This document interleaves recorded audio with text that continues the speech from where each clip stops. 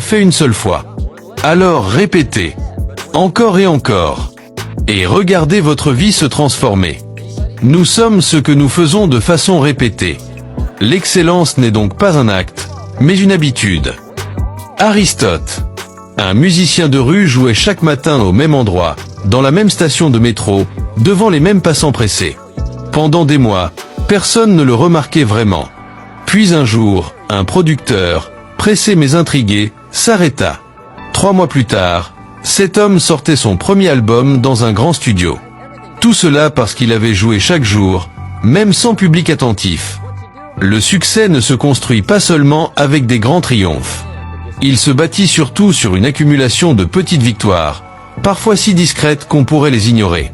Chaque petite victoire est comme une pièce d'or glissée dans un coffre invisible. Au début, ce coffre paraît vide. Mais à force de le remplir chaque jour, un jour, il déborde. C'est cette accumulation silencieuse qui sépare ceux qui avancent de ceux qui stagnent. Les petites victoires sont des preuves que vous êtes sur le bon chemin. Elles sont le carburant qui entretient la motivation.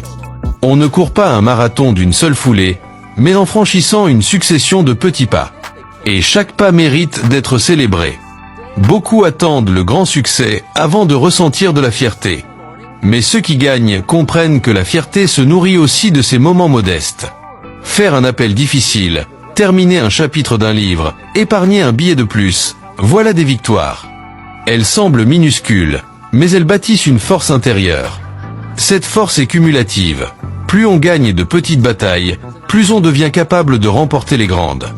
Chaque victoire, même modeste, est une victoire contre la paresse, contre la procrastination, contre l'inaction.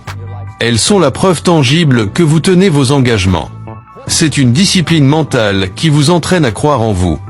Et cette confiance attire de nouvelles opportunités.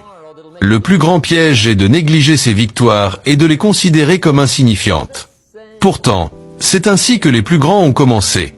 Un vendeur commence par son premier client. Un écrivain par sa première page. Un investisseur par son premier billet économisé. Les petites victoires sont des graines. Elles contiennent déjà en elles la promesse de la moisson.